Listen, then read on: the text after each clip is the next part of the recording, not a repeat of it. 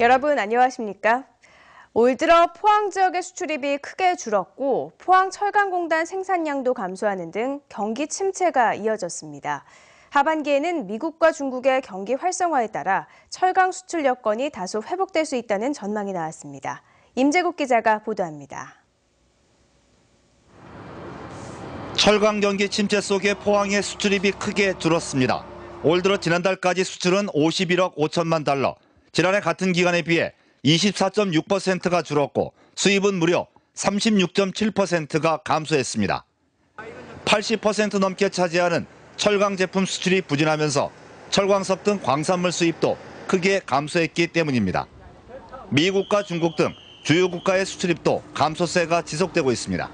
글로벌 경기 부진에 따른 세계 교역량 감소, 철강 제품 판매 단가 하락, 그리고 원자재 국제 가격 하락, 내수시장 수요 부진 영향으로 8월 수출입 모두 큰 폭의 감소세를 보이고 있습니다. 포항철강공단의 생산과 수출량도 감소폭이 커지고 있습니다. 올 들어 7월 말까지 포항공단의 생산량은 10.2%, 수출은 17.2% 줄었고 고용 인원도 500여 명이 감소했습니다. 경기 침체와 철강 공급 과잉에 따라 철근 그리고 후판 업체의 라인 폐쇄와 유가 하락에 따른 셰일가스 생산량 감소로 인한 유정용 관관 제조업체의 기업 구조 개편에 의한 것으로 보여집니다. 한편 한국은행 포항본부는 하반기에는 중국의 경제 활성화와 미국의 금리 인상 등으로 철강 수출 등 여건이 나아지면서 지역 경기도 완만한 회복세로 전환될 것으로 전망했습니다. MBC 뉴스 임재국입니다. 해외에 서버를 두고 5천억대 스포츠 도박 사이트를 운영한 일당이 경찰에 붙잡혔습니다. 검은 돈을 거래하기 위해 이체 한도가 없는 일회용 비밀번호 생성기인 OTP가 악용됐습니다. 도성진 기자입니다. 경찰이 불법 스포츠 도박 사이트 운영 조직의 국내 총책 사무실을 덮칩니다. 뭉칫돈으로 봉투에 담겨 발견된 현금만 2억 2천여만 원. 컴퓨터 화면에는 스포츠 도박 사이트가 떠 있습니다. 이들은 3년 전 태국과 말레이시아에 서버를 둔 불법 스포츠 도박 사이트를 만들어 만여 명의 회원을 모았고 한 번에 100만 원까지 베팅하도록 해 판돈만 5천억 원에 달했습니다. 19명으로 구성된 조직은 대포 통장과 회원 모집을 맡은 국내 조직, 해외 충전과 서버 관리를 맡은 해외 조직으로 나눠 치밀하게 움직였고 검은 돈을 쉽게 거래하기 위해 일회용 비밀번호 생성기인 OTP를 사용했습니다. OTP로 하면 한도가 없습니다. 1억을 하든 2억을 하든 이체를 할 수 있다는 겁니다.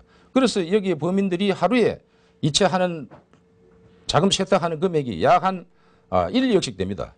이들은 금융당국의 추적을 피하기 위해 은행 창구를 이용하지 않고 최대한도 600만 원인 이 ATM기를 통해 수익금을 인출했습니다. 지역 선후배를 협박하거나 많게는 100만 원씩 주고 대포 통장과 OTP를 넘겨받았고 범죄에 사용된 계좌만 150개가 넘습니다. 선배가 만들어달라고 해서 그게 어떤 수준인지는 몰랐고 주변에 지인들 이름 말하면 협박하고 막 그래가지고 어쩔 수 없이 만들어주게 되고 통장 한도도 최대한 높게 만들어달라고. 경찰은 국내외 총책 등 13명을 구속하고 대가를 받고 계좌와 OTP를 넘겨준 43명을 입건했습니다. MBC 뉴스 도성진입니다.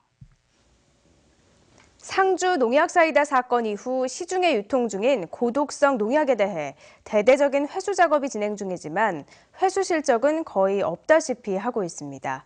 왜 그런지 홍석준 기자가 취재했습니다. 읍사무소 직원이 농촌 마을을 돌며 고독성 농약 회수를 홍보하고 있습니다. 고독성 농약 남아 있습니까? 고독성 농약은 우리 취급을 아예. 이게 한번 이제 단종이 됐기 때문에.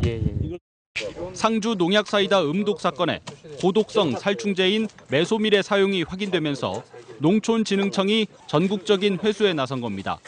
회수 대상 농약은 메소밀을 포함해 모두 9종입니다. 2011년을 전후해 생산과 판매는 중단됐지만 그 이전에 구입해 농가에서 사용 중인 양이 적지 않습니다. 필요할 때는 특히 제초제 같은데 누가 있다 그러면은 뭐 그 사람들한테 돈 일부 주고 얻어서 쓰는 편이죠.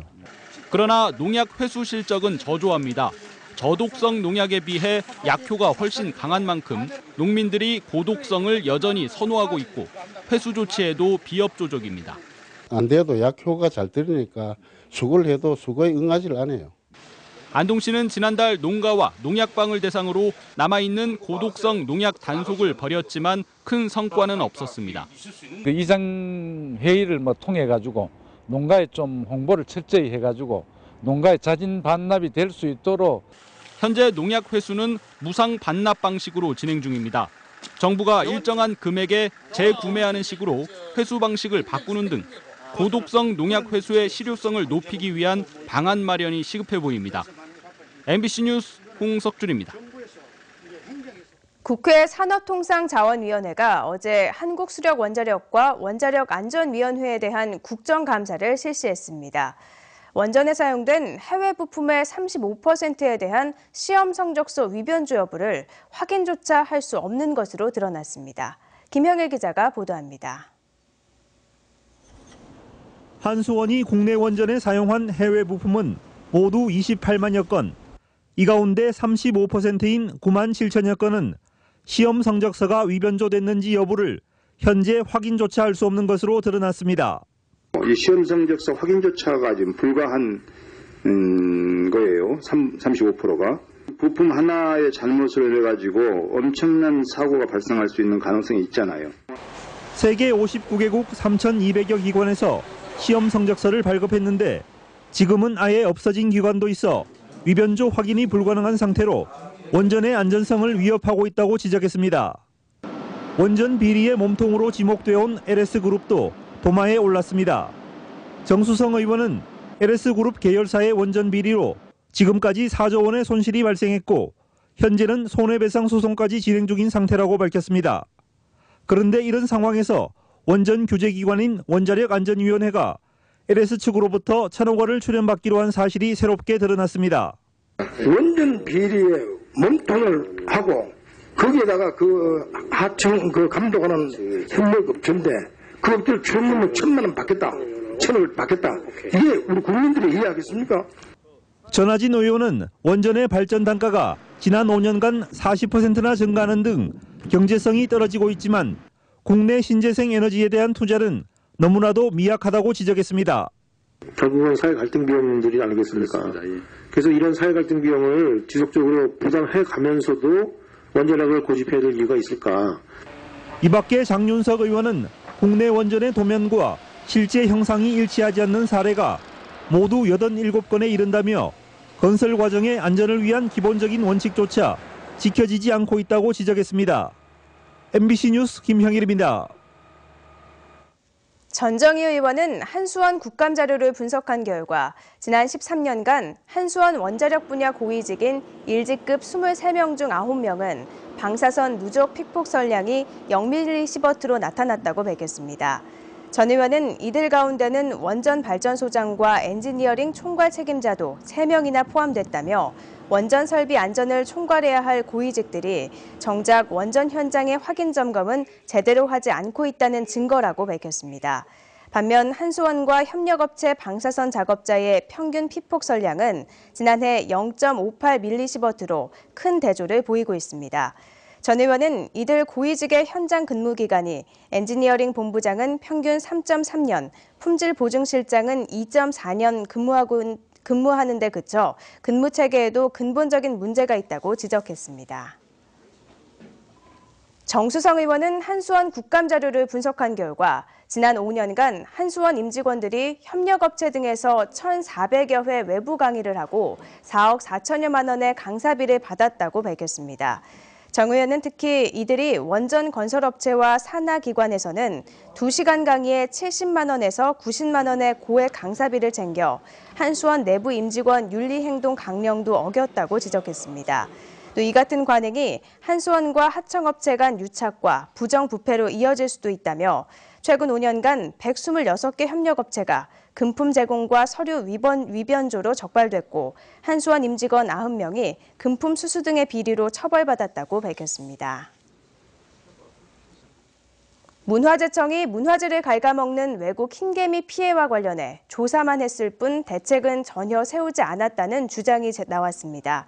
국회 교육문화체육관광위원회 조정식 의원은 흰개미 피해 예방에 적극 나서겠다는 문화재청의 발표와 달리 관련 교육이 단 한 차례만 실시됐고 현장 모니터링도 전혀 이루어지지 않았다고 밝혔습니다.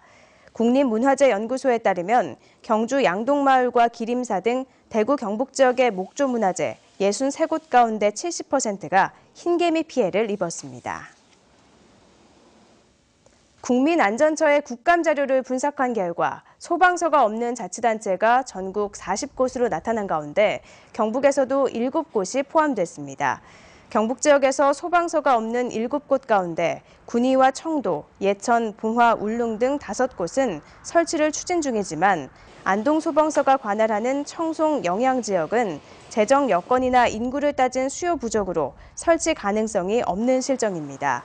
국민안전처는 소방서가 없는 지역에는 119 안전센터가 설치 운영되고 있다고 밝혔지만 장비와 인력이 부족해 긴급 상황 발생 시 초동 대처가 힘들다는 지적입니다.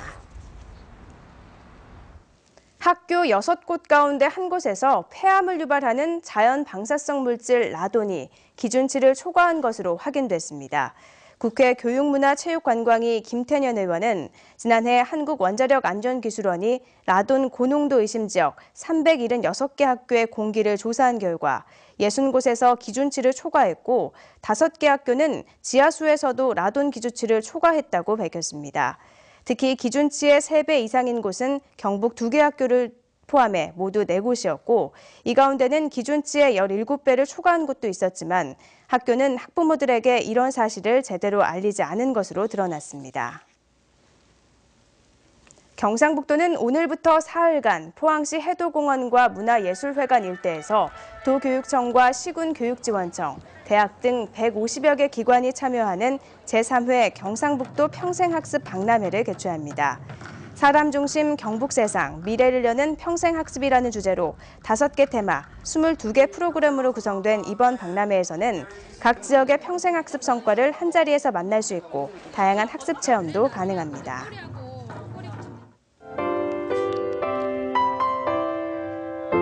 네, 가을비가 지나가고 서늘한 아침입니다. 오늘 경북 동해안 지역의 아침 최저 기온이 경주는 15도, 포항은 17도였는데요.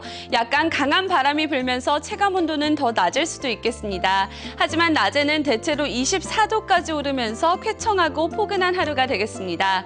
한편 동해상에서 풍랑특보는 이제 해제됐습니다. 어제보다 파도의 높이가 낮겠는데요. 하지만 오늘도 파도가 최대 3m로 일면서 잔잔하지만은 않겠습니다. 항해나 조업하시는 분들은 조심하셔야겠습니다. 자세한 지역 날씨 알아보겠습니다. 오늘 경북 동해안 지역은 고기압의 영향으로 구름 많겠습니다. 아침 기온은 15도에서 17도였는데요. 낮 최고 기온은 대체로 24도까지 오르겠습니다.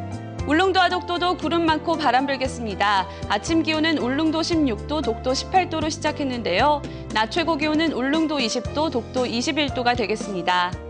동해 전해상 맑은 가운데 바람이 불겠습니다. 파도의 높이는 1에서 3m로 일겠습니다. 이번 주말에는 화창한 날씨가 이어지겠습니다. 가을 나들이 하셔도 좋겠습니다. 날씨였습니다. 이상으로 포항 MBC 뉴스투데이를 마칩니다. 고맙습니다.